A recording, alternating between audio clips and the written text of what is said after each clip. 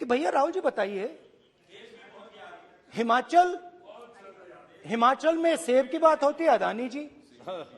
कश्मीर में सेब की बात होती है, अदानी जी।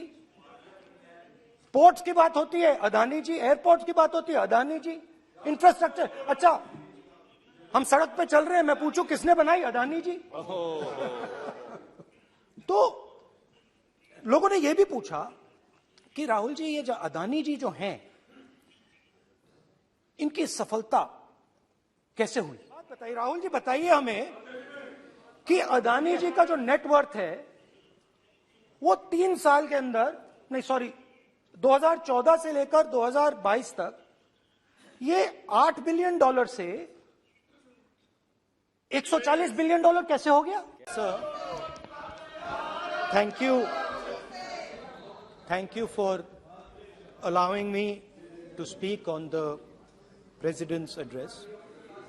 It's an honor for me to be able to speak at this house today.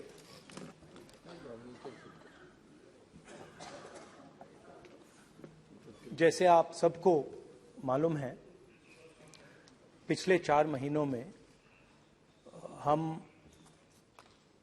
Bharat जोड़ो यात्रा कन्याकुमारी से लेकर कश्मीर तक हम पैदल चले।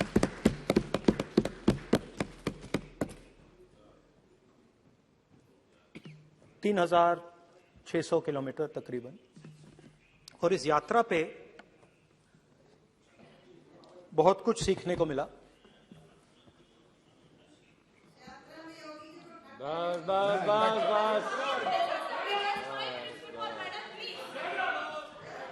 इस यात्रा में बहुत कुछ सीखने को मिला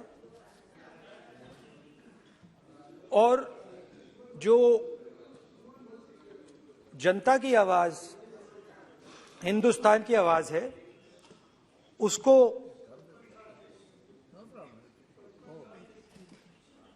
गहराई से सुनने का मौका मिला।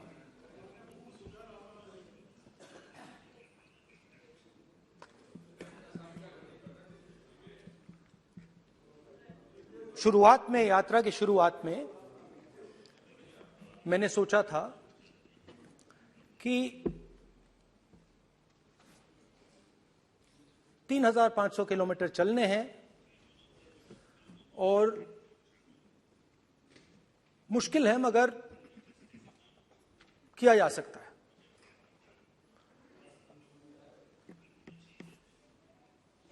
आप भी राजनेता हो, हम भी राजनेता हैं। हाँ, सेवक कह लीजिए। और नॉर्मली आजकल की राजनीति में जो हमारी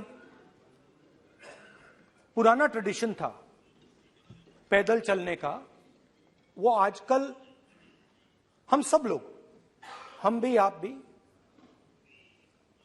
उस ट्रेडिशन को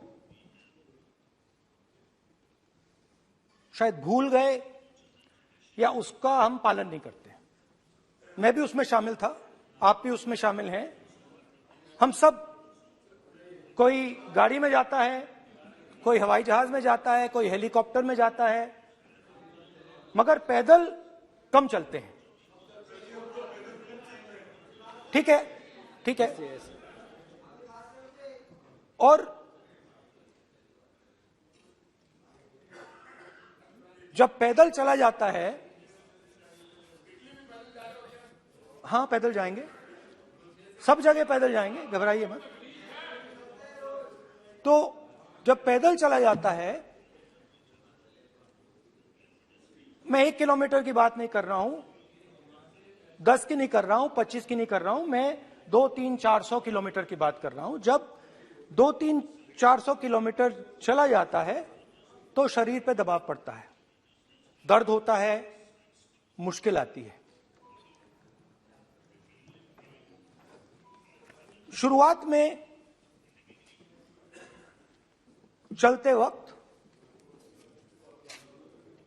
लोगों की आवाज सुन रहे थे हम, मगर हमारे दिल में यह भी था कि हम भी अपनी बात रखें। कोई हमारे पास आता था, कहता था कि मैं बेरोजगार हूं, और हमें लगता था कि नहीं, हमें कहना चाहिए कि तुम बेरोजगार क्यों हो, कारण क्या है।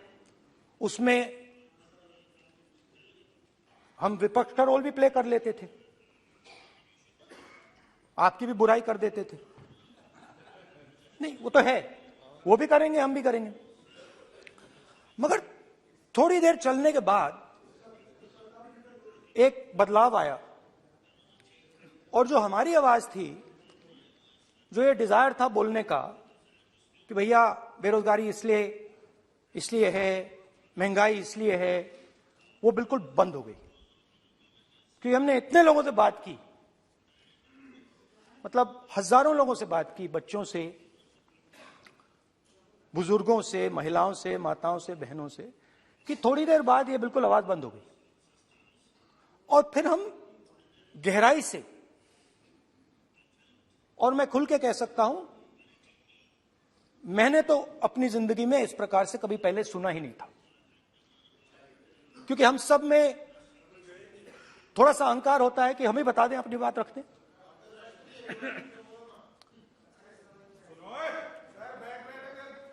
तो आस्ते आस्ते जब हम चले 500-600 किलोमीटर बाद, जनता की आवाज गहराई से सुनाई देने लगी, और एक प्रकार से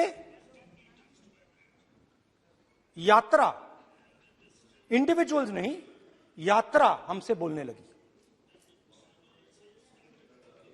नहीं, गहरी बात है, समझ नहीं आएगा। आप समझने की कोशिश करो। यात्रा हमसे बोलने लगी। 200 किलोमीटर आप चलने की कोशिश करिए, पता चल जाएगा।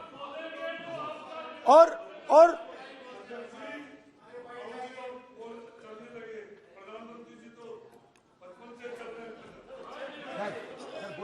वो चाय बेचने इसलिए जाते थे। तो यात्रा बोलने लगी। कोई आता था, कहता था, युवक आता था, कहता था मैं बेरोजगार हूं। हम सवाल पूछते थे, क्या पढ़ा आपने, इंजीनियरिंग की, अब क्या करते हो। कोई कहता था मैं बेरोजगार हूं, कोई कहता था मैं उबर चलाता हूं, कोई कहता था मैं मजदूरी करता हूं। किसान आए हजारों, प्रधानमंत्री बीमा योजना की बात की कि हम पैसा भरते हैं, तूफान आता है, आंधी आती है, पैसा गायब हो जाता है।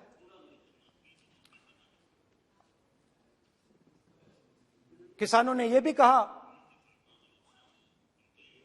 कि हमारी जमीन छीन ली जाती है, हमें सही रेट नहीं मिलता। जमीन अधिग्रहण बिल जो था वो लागू नहीं होता। आदिवासियों ने कहा, वनवासियों ने नहीं, आदिवासियों ने, कि जो ट्राइबल बिल में हमें दिया जाता था वो आज छीना जा रहा है। तो बहुत सारी चीजें हमको सुनने को मिली। मगर मेन थ्रस्ट, अगर मैं कहूं, मेन थ्रस्ट बेरोजगारी, महंगाई और किसान। उसमें एमएसपी थी, उसमें बीज की समस्या थी, किसान बिल की समस्या थी। अच्छा, अग्निवीर की भी बात की लोगों ने। आपने अभी बोला कि अग्निवीर देश को फायदा पहुंचाएगा। मगर हिंदुस्तान का युवा जो 4 बजे दौड़ता है, आर्मी में भर्ती होने के लिए दौड़ता है, वो आपकी बात से सहमत नहीं है। उनने हमसे कहा कि पहले हमें 15 साल की सर्विस मिलती थी, पेंशन मिलती थी, अब 4 साल के बाद हमें निकाल दिया जाएगा, कुछ नहीं मिलेगा, पेंशन नहीं मिलेगी। सीनियर ऑफिसर्स ने कहा कि हमें तो लगता है कि ये जो अग्निवीर योजना है, ये आर्मी के अंदर से नहीं आई, ये कहीं और से आई है, ये आरएसएस से आई है, होम मिनिस्ट्री से आई है।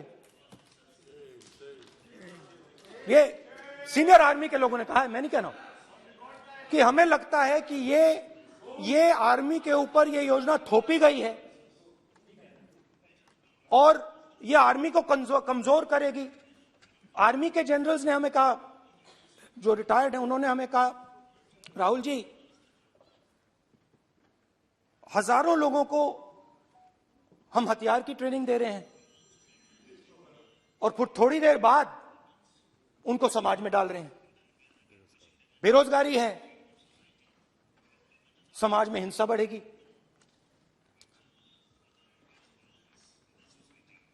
तो उनके मन में था कि ये जो अग्निवीर योजना जो है, ये आर्मी के अंदर से नहीं आई है। और मुझे नाम भी बताया कि अजीत डोभाल जी ने ये योजना आर्मी पे थोपी है। क्यों नहीं ले सकते? क्यों नहीं ले सकते? बिल्कुल ले सकते हैं, पार्लियामेंट में थोड़ी है वो। क्यों नहीं ले सकते? क्या बात कर रहे हैं? सवाल ये तर्क है, बाद में अडानी के लिए भी यही बोलने वाले हैं, फिर ये तर्क है इनका। तो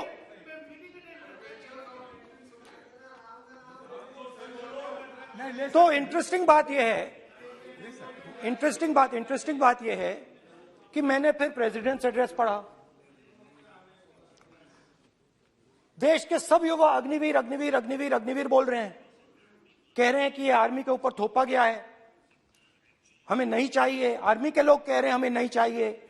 जैसे मैंने कहा, आर्मी को लगता है कि होम मिनिस्ट्री ने इनके ऊपर थोपा है, आरएसएस ने ये उनके ऊपर थोपा है। तो ये आवाजें आ रही हैं। अब मैंने आपका बैठिए,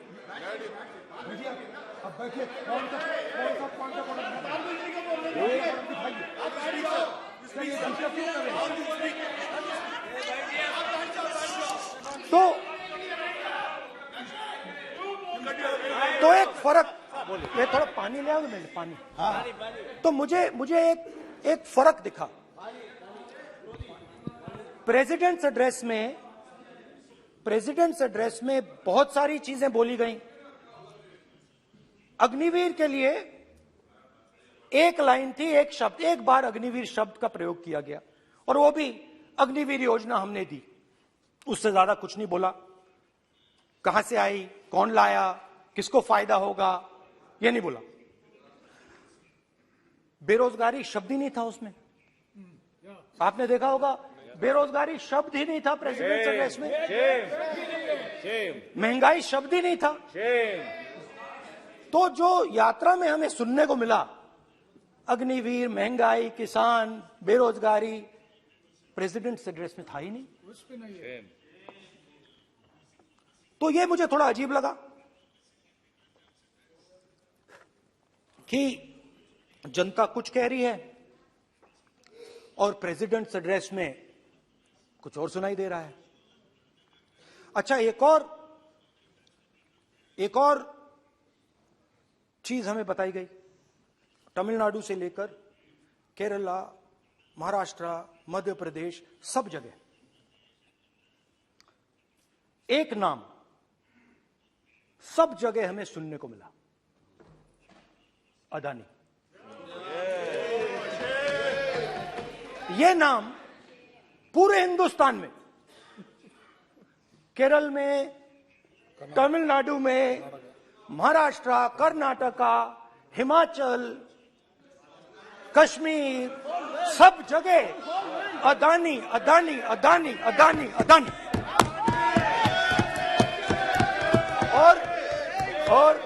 और ये नाम नहीं, और इस नाम के बारे में जब लोग बोलते थे मुझसे, तो 2-3 सवाल पूछते थे।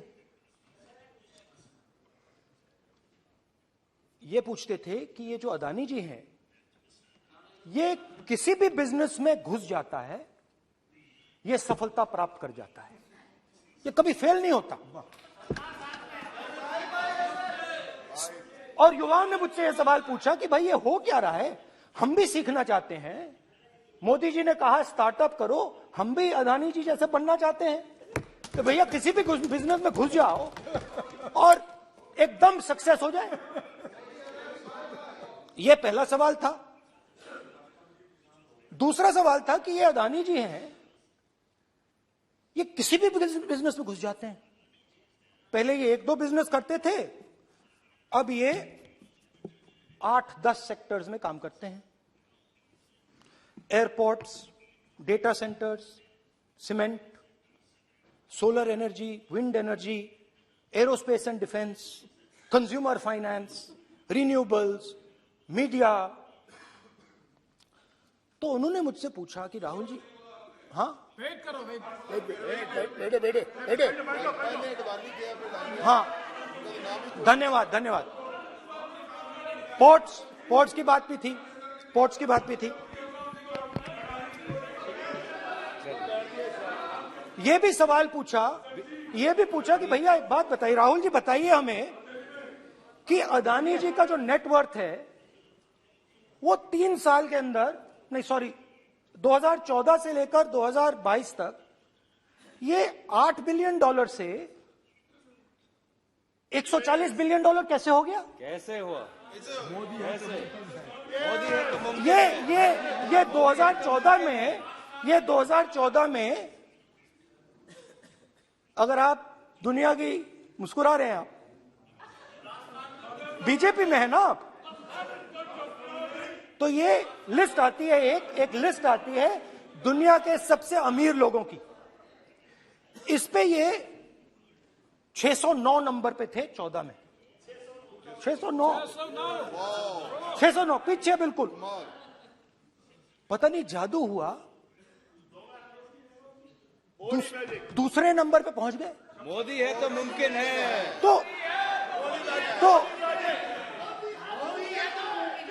तो मुझसे पूछा यार, बहुत सारे लोगों ने पूछा कि भैया राहुल जी बताइए, हिमाचल में सेब की बात होती है अदानी जी, कश्मीर में सेब की बात होती है अदानी जी, पोर्ट्स की बात होती है अदानी जी, एयरपोर्ट्स की बात होती है अदानी जी, इंफ्रास्ट्रक्चर, अच्छा हम सड़क पे चल रहे हैं, मैं पूछूं किसने बनाई? अदानी जी। तो लोगों ने यह भी पूछा कि राहुल जी ये जो अदानी जी जो हैं, इनकी सफलता कैसे हुई? ये इतने बिजनेसेस में कैसे घुस गए? इतनी सफलता कैसे प्राप्त हुई? और सबसे जरूरी सवाल, इनका हिंदुस्तान के प्रधानमंत्री के साथ क्या रिश्ता है और कैसा रिश्ता है? देश जानना चाहता है, तो देश जानना चाहता है। ये देखिए रिश्ता, ये देख लीजिए। प्लीज पोस्टर, माननीय सदस्य, पब्लिक में सर, माननीय सदस्य पोस्टर नहीं, प्लीज पोस्टर नहीं है सर। देखिए आप बैठिए, 1 मिनट बैठिए। आप पोस्टरबाजी करेंगे तो इधर कहेंगे राजस्थान के मुख्यमंत्री का पोस्टर चिपकाएंगे। पोस्टरबाजी के लिए सदन नहीं है। आप बात करें, पोस्टरबाजी नहीं। स्पीकर सर, आप वरिष्ठ सदस्य हैं, स्पीकर सर, तो पोस्टरबाजी उचित नहीं है। स्पीकर सर, पोस्टरबाजी उचित नहीं है, प्लीज। राजस्थान के मुख्यमंत्री, ये सच्चाई है।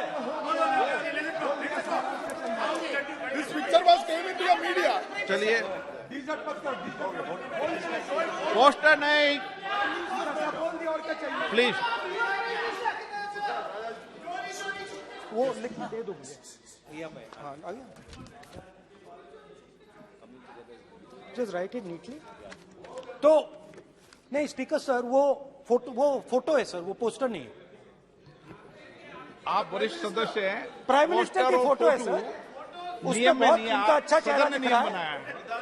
उनके वहां पे उनके पीछे अदानी का लोगो है, अदानी जी के हवाई जहाज में घुस रहे हैं। तो मैंने सोचा कि आज के प्रेसिडेंट्स एड्रेस में मैं थोड़ा जो नरेंद्र मोदी जी का और अदानी जी का रिश्ता है उसके बारे में आपको थोड़ा बता देता हूं। प्लीज बताइए। तो वो आप बता देना।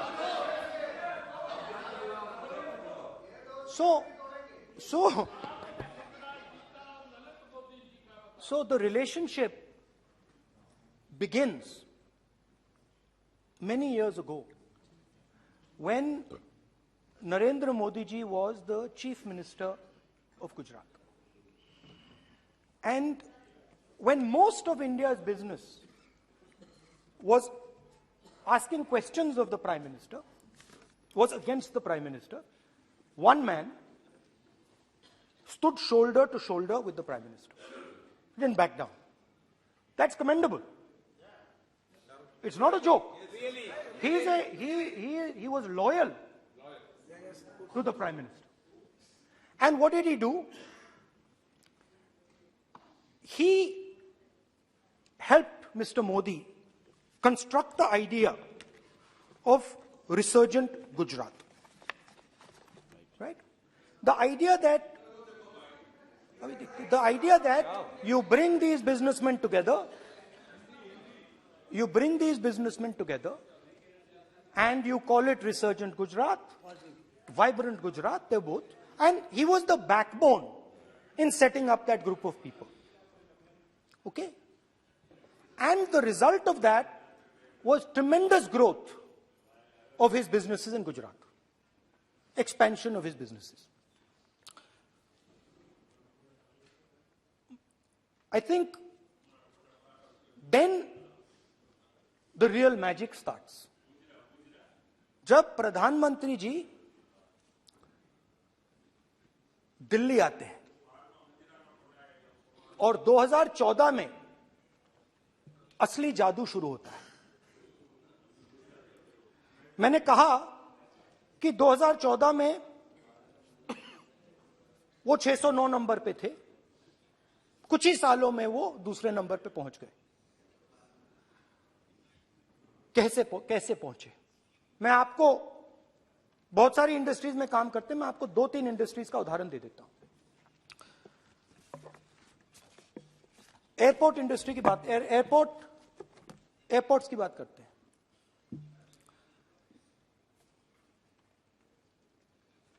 कुछ साल पहले सरकार ने हिंदुस्तान के एयरपोर्ट्स को डेवलप करने के लिए दिया।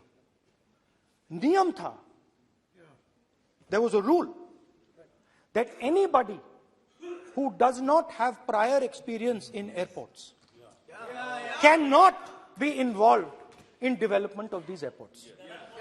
नहीं, गलत नहीं बोल रहा हूं।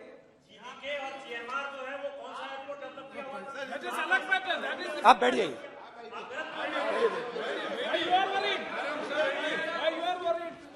अडानी के डिफेंस में आ गए सर। देखिए, अरे माननीय सदस्य प्लीज मेरी बात सुनो। तो 1 मिनट मेरी बात सुनो। ये एक मिनट बात सुनेंगे। ये संसद है, अपन किस दिशा पर चर्चा कर रहे हैं ये देश देख रहा है। हमें राष्ट्रपति अभिभाषण पर चर्चा करें तो उचित रहे, बाकी आपकी इच्छा है, स्वतंत्र अभिव्यक्ति है। मेरा मानना ये तो अपन एक विषय पर ओके, तो आपको तो रूल था, नियम था। हाँ,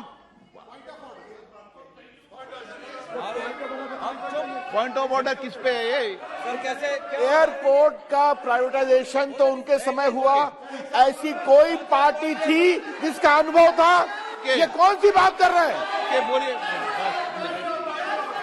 ओके प्लीज प्लीज, ओके बोलने दे आपको नेता को, तो बोलने दे आपको नेता को। रूल था, प्लीज बोलने दे।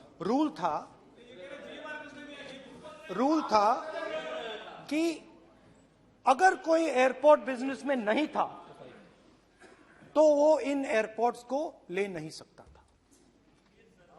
इस रूल को हिंदुस्तान की सरकार ने बदला। किसी ने भी बनाया हो रूल था, किसी ने भी बनाया हो रूल था। रूल बनाया किसने बात नहीं है, रूल बदला किसने बात है। रूल बदला गया,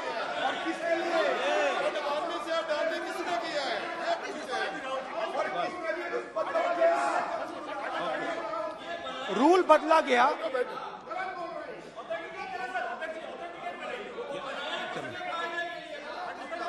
Sir, Parliamentary Affairs Minister. चलता रहेगा क्या sir? Parliamentary Affairs Minister is in the rule को बदला गया। सर बोलने दीजिए। करना चाहिए सर, ऑथेंटिकेट करना चाहिए। चलिए चलिए आप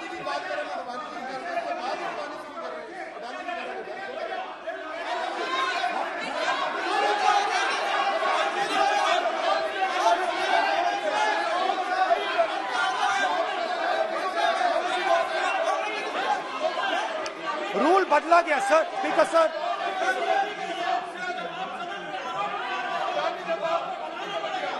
बैठे बैठे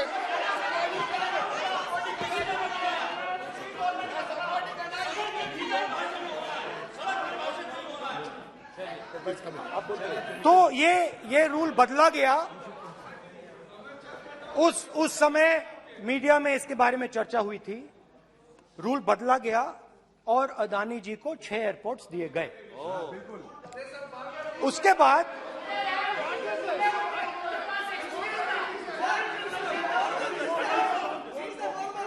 after that India's most strategic profitable airport, Mumbai Airport, was taken away by GVK, hijacked by using the agencies. The agencies को CBI, ED का प्रयोग कर GVK पर दबाव डालकर हिंदुस्तान की सरकार ने उस एयरपोर्ट को अदानी जी के हाथों में कर दिया। रिजल्ट क्या आया? रिजल्ट आया कि एयरपोर्ट्स में आज अदानी जी 24% हिंदुस्तान की एयर ट्रैफिक को अपने एयरपोर्ट से निकालते हैं और 31% एयर फ्रेट उनके एयरपोर्ट्स में से निकलता है। अब यह काम हिंदुस्तान की सरकार और हिंदुस्तान के प्रधानमंत्री जी ने फैसिलिटेट किया। तो बताइए, बोलिए विधि मंत्री। और ये जो सर ये हाउस में सर ये बोल रहे हैं, तुमको ज्ञान बांट रहे हो, बैठ जाओ। सर ये यहाँ बहुत गंभीर मिनिस्टर हैं ये देश ये राष्ट्रपति का उद्बोधन को लेकर एक गंभीर चर्चा हो रही है। जो भी मेंबर कुछ भी बात करे विद फुल रिस्पॉन्सिबिलिटी ऑथेंटिकेट करें। और ये वाइल्ड एलिगेशन अपना एक सोच के आया है, बिना तर्क के ऐसे वाइल्ड एलिगेशन लगा रहे, ये कोई मतलब नहीं है सर। ये ऐसा नहीं बोल सकते और वो सर तर्क रखना पड़ेगा।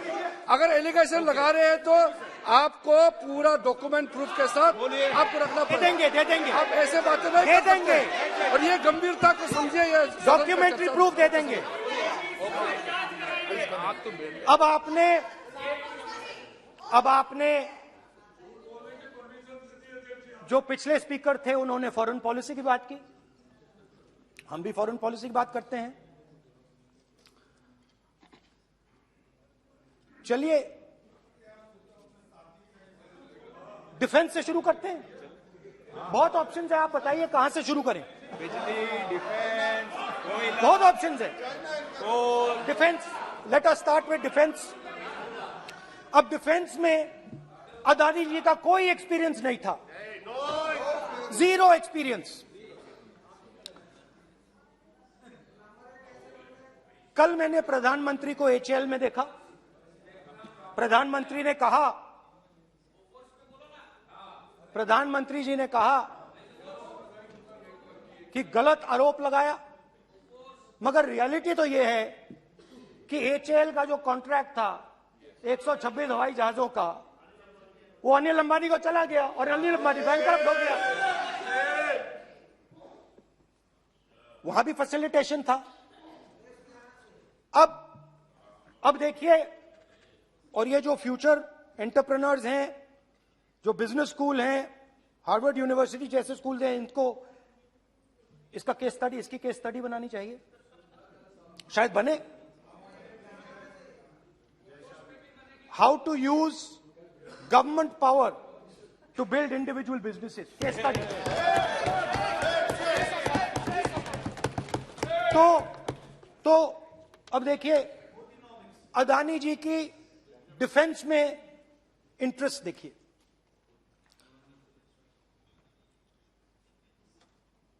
एल्बिट कंपनी के साथ हिंदुस्तान में अदानी जी ड्रोन्स बनाते हैं। ड्रोन्स को हिंदुस्तान की एयरफोर्स, आर्मी, नेवी के लिए रिफिट करते हैं। अदानी जी ने यह काम कभी नहीं किया है पहले। एचएएल ये काम करती है।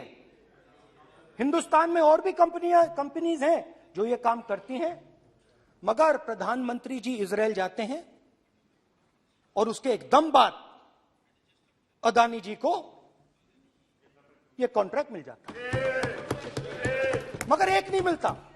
ये मत सोचिए कि ये सिर्फ एक कंपनी की बात हो रही है, ये इंडस्ट्रीज की बात होती है यहां पे। जैसे मैंने आपको दिखाया, एयरपोर्ट का पूरा सिस्टम उठा के ले गए, 30% मार्केट शेयर एयरपोर्ट में ले गए, वैसे ही डिफेंस में करा।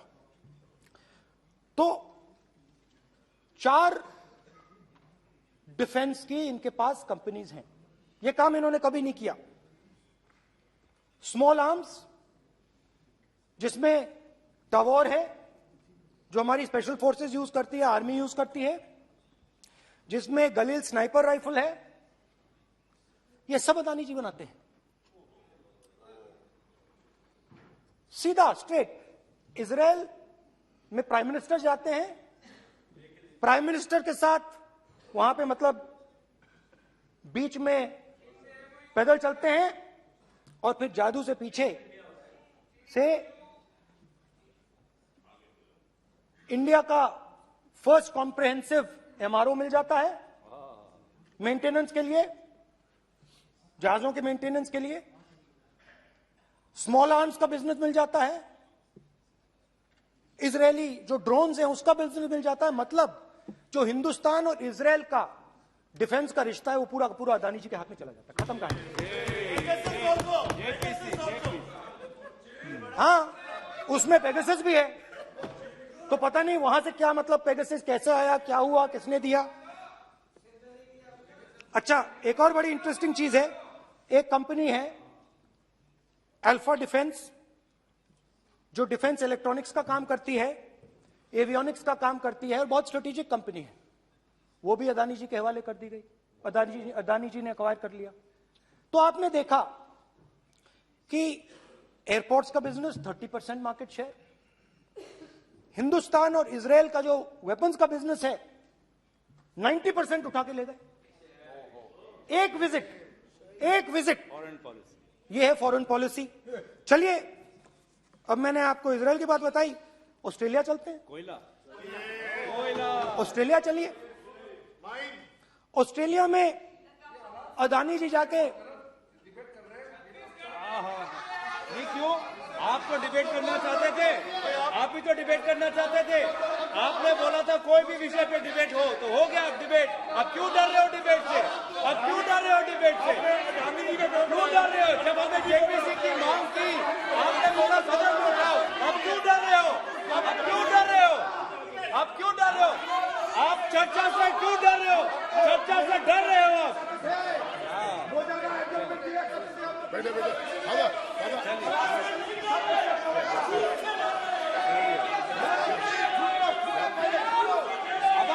अब सुनना पड़ेगा, अब सुनना पड़ेगा,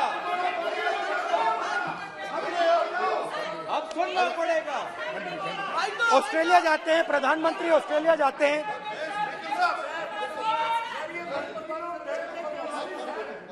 प्रधानमंत्री ऑस्ट्रेलिया जाते हैं।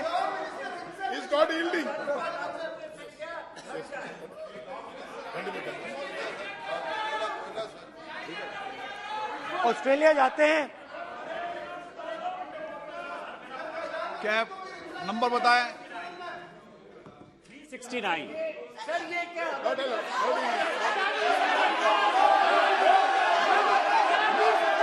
369 सर, ये कहता है सर, एक पेपर और document to be laid on the table shall be duly authenticated by the member presenting. देखिए पूरा सरकार इन्होंने सर, मैं इनको चैलेंज करता हूं कि जीएमआर और जीबीके उसको उनको कब एयरपोर्ट का जो है संचालन का अधिकार था और कौन सा रूल है वो कोट करे सर। किस रोल के आधार पर ये इनको मैं चैलेंज करता हूं, पूरी कांग्रेस पार्टी को चैलेंज करता हूं कि जीएमआर और जीवीके को कौन सा एयरपोर्ट चलाने का लाइसेंस जब दिया तो उनको उसका नॉलेज था। मैं चैलेंज करता हूं पूरी कांग्रेस पार्टी को। जब इन्होंने बिरला को बनाने का दिया, डालमिया को बनाने का दिया, टाटा को बनाने का दिया लाइसेंस, उस वक्त उनको कौन सा मोटर चलाने का अधिकार था सर। ये गलत बयानी कर रहे हैं। मेरा ये कहना है कि आप एलिगेशन प्रधानमंत्री के ऊपर लगा रहे हैं, आप पेपर दीजिए और कौन सा रूल भारत सरकार ने चेंज किया एयरपोर्ट में अडानी के लिए वो ऑथेंटिकेट कीजिए, नहीं तो इस तरह की बात नहीं कर सकते हैं।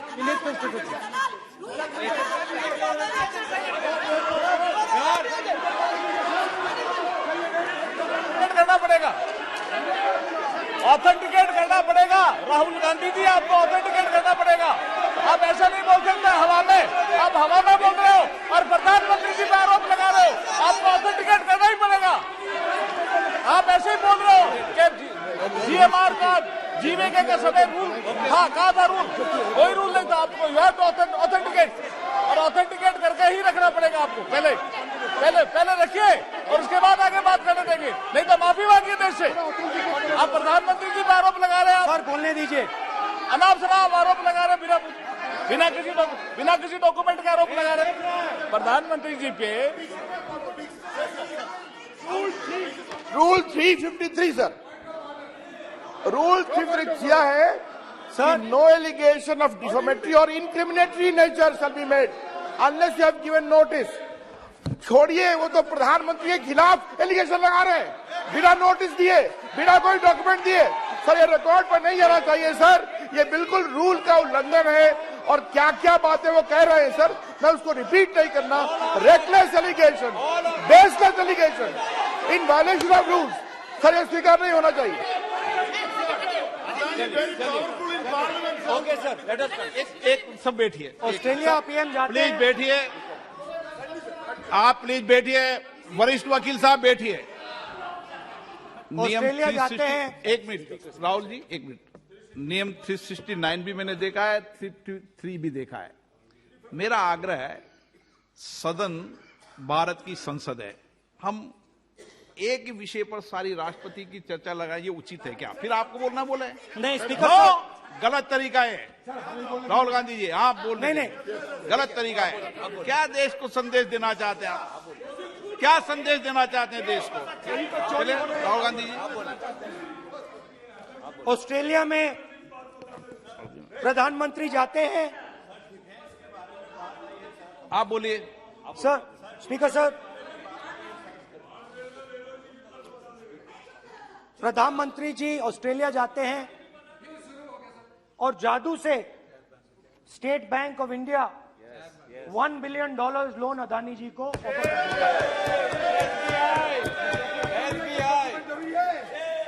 सर इसका भी डॉक्यूमेंट जरूरी है क्या, बताओ। मोदी जी, आपका सरकार के पास है। अधीर प्लीज। उसके बाद मैं उदाहरण दे रहा हूं, पूरी दुनिया में मोदी जी जाते हैं, घूमते हैं, तो मैं बता देता हूं क्या होता है वहां पे। बांग्लादेश में गए, हाँ काम पे ही जा रहे हैं, वही तो बोल रहा हूं, काम पे जा रहे हैं। बांग्लादेश जाते हैं, मोदी जी की पहली ट्रिप होती है बांग्लादेश में। वहां पे बांग्लादेश को इलेक्ट्रिसिटी बेचने का डिसीजन लिया जाता है। कुछ ही दिन बाद बांग्लादेश पावर डेवलपमेंट बोर्ड 25 साल का कॉन्ट्रैक्ट अदानी जी के साथ साइन कर देता है। 1500 मेगावाट इलेक्ट्रिसिटी का कॉन्ट्रैक्ट अदानी जी। चलिए वहां से श्रीलंका चलते हैं।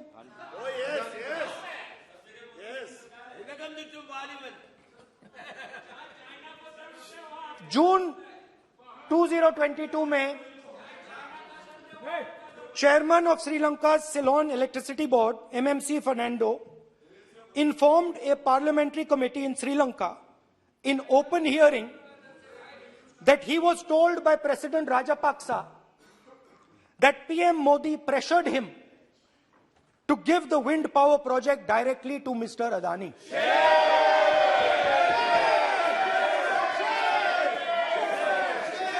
मतलब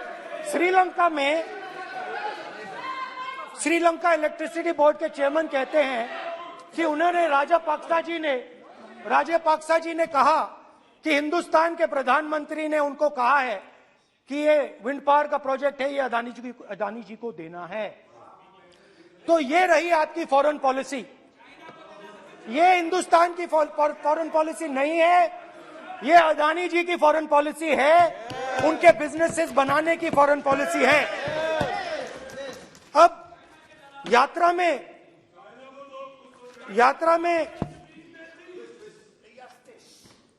में मुझसे 2-3 और सवाल पूछे गए। यात्रा में लोगों ने मुझसे पूछा, राहुल जी ये जो LIC कंपनी है इसका पैसा अदानी जी की मदद करने के लिए क्यों डाला जा रहा है? उन्होंने यह भी पूछा कि अदानी जी के जो शेयर्स हैं बड़े वोलेटाइल हैं, उसमें LIC का पैसा क्यों डाला जा रहा है? तो मेरा कहना है कि एक सेकंड, मेरा कहना है कि अदानी जी की मदद प्रधानमंत्री जी और हिंदुस्तान की सरकार कैसे करती है। हजारों करोड़ रुपए हिंदुस्तान के public sector banks Adani ji को मिलता है। 27,000 करोड़ रुपए SBI, PNB 7,000 crore, bank of Baroda 5,500 crore, ये मैं लिस्ट चलती जाएगी। LIC का एक्सपोजर 36,000 करोड़ रुपए, 3 crore SBI and other PSU bank holders.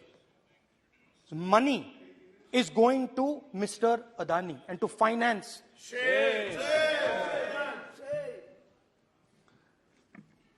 Now, of course, there is another question. तो मदद कैसे हो रही है? हिंदुस्तान के पब्लिक सेक्टर बैंक्स का पैसा, LIC का पैसा नरेंद्र मोदी जी, अदानी जी को दिया जा रहा है। अगर कोई सामने खड़ा हो जाता है, जैसे जीवी के लोग खड़े हुए, ED, CBI एजेंसीज आ जाती हैं, उनको परे कर देती हैं। तेलंगाना में भी एक पोर्ट का उदाहरण था, मगर मेन सवाल और सबसे इंटरेस्टिंग सवाल दूसरा है। कुछ दिन पहले ये हिंडनबर्ग रिपोर्ट आई, उसमें लिखा था कि अदानी जी की हिंदुस्तान के बाहर शेल कंपनीज हैं। ये जो शेल कंपनीज हैं, सबसे पहला सवाल है, ये हैं किसकी? ये किसकी है मॉरिशस में जो शेल कंपनीज हैं? और ये जो हजारों करोड़ रुपया ये शेल कंपनीज हिंदुस्तान में भेज रही हैं, ये किसका पैसा है? और क्या ये काम अदानी जी फ्री में कर रहे हैं? अब मैं ये सवाल क्यों पूछ रहा हूं? क्योंकि अदानी जी स्ट्रेटेजिक बिजनेसेस में काम करते हैं। अदानी जी हिंदुस्तान के पोर्ट्स को डोमिनेट करते हैं, अदानी जी हिंदुस्तान के एयरपोर्ट्स को डोमिनेट करते हैं, और जैसे मैंने कहा, अदानी जी हिंदुस्तान की डिफेंस इंडस्ट्री में बहुत जरूरी रोल प्ले करते हैं। तो मेरा पहला एक छोटा सा सवाल है कि जो शेल कंपनीज हैं, इनके बारे में हिंदुस्तान की सरकार ने कोई सवाल नहीं उठाया? ये कौन लोग हैं, ये किनकी कंपनीज हैं? ये स्ट्रेटेजिक मामला है, पोर्ट्स का मामला है, एयरपोर्ट्स का मामला है, डिफेंस का मामला है, और जो कंपनी इन स्ट्रेटेजिक एरियाज में काम कर रही है उनके बारे में आपको मालूम ही नहीं। ये नेशनल सिक्योरिटी का मुद्दा है, आपको मालूम ही नहीं कि ये शेल कंपनीज किसकी हैं, कितना पैसा आ रहा है, किसका पैसा आ रहा है। तो एक बहुत बड़ा सवाल है, ये पैसा किसका है, ये शेल कंपनीज किसकी हैं, और ये हिंदुस्तान की सरकार की जिम्मेदारी है ये पता लगाना ये किसकी शेल कंपनीज हैं और ये किसका पैसा अंदर आ रहा है। JPC, we want JPC, we want JPC.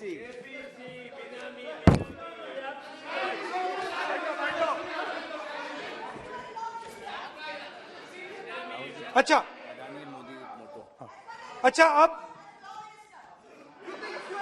अब चलिए छोटा सा बजट के बारे में बता देता हूं। 2022 में अदानी जी अनाउंस करते हैं कि वो $50 बिलियन इन्वेस्ट करेंगे to build the world's largest green hydrogen ecosystem. और इस बजट में बीजेपी की सरकार निर्मला सीतारमण जी कहती हैं हम ग्रीन हाइड्रोजन के लिए बहुत ह्यूज इंसेंटिव्स देंगे, 19,700 करोड़ रुपए हम ग्रीन हाइड्रोजन के लिए देंगे, मतलब अदानी जी को देंगे। बजट में अदानी जी के लिए 50 नए airport, coastal shipping, horticulture, grain storage, ये सब काम आप कर रहे हैं। तो मेरे सिर्फ कल प्रधानमंत्री जी आज कल भाषण देंगे, मेरे उनसे 2-3 छोटे से सवाल हैं। मेरा प्रधानमंत्री जी से 2-3 सवाल हैं।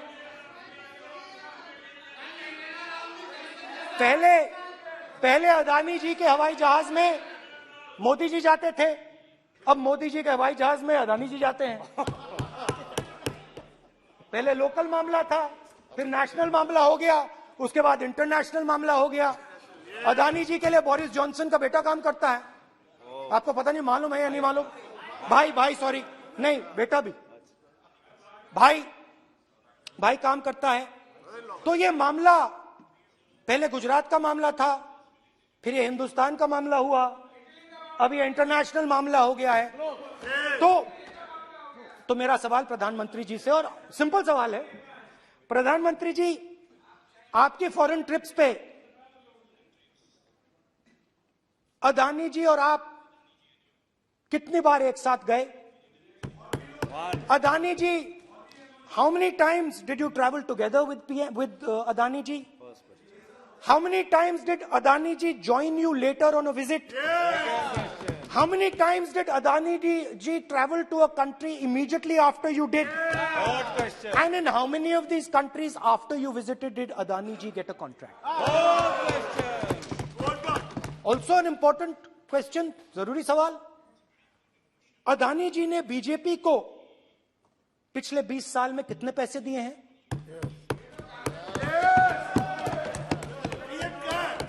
इलेक्टोरल बॉन्ड्स में कितना पैसा दिया है?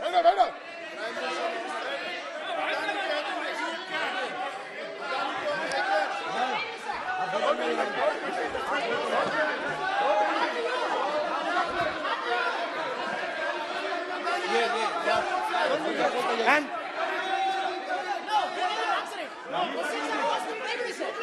questions are posed to Prime Minister, please. Sir, खत्म करने दीजिए सर. Concluding.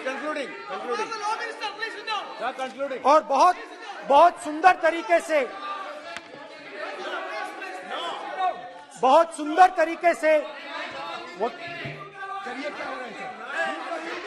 और मैं सिर्फ इतना कहना चाहता हूं, राहुल जी अभी आप सीनियर एमपी हो गए हैं, आप एक सीनियर एमपी हो चुके हैं।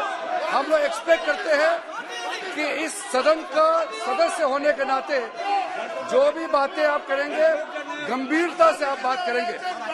बाहर आप जो भी भाषण देते हैं हम लोग उसको रोक नहीं सकते हैं। इस सदन के अंदर में जो भी बात कही जाती है पूरा गंभीरता के साथ, प्रमाण के साथ कहे जाना चाहिए, ये परंपरा है। और राहुल जी ने कहा कि प्रधानमंत्री विदेश घूमने जाते हैं। तो मैंने आज वो जो युवाओं ने मुझसे सवाल पूछा था कि अदानी जी की इतनी बिजनेस एक्यूमेंट कहां से आई, इतने अलग अलग सेक्टर्स में अदानी जी ने कैसे सक्सेस प्राप्त की, अदानी जी के बारे में पूरी दुनिया को स्टडी करनी चाहिए, हार्वर्ड यूनिवर्सिटी को स्टडी करनी चाहिए कि पॉलिटिक्स के बीच में और बिजनेस के बीच में कैसा रिश्ता होता है। India is a case study and prime minister Narendra Modi should be given a gold medal in this.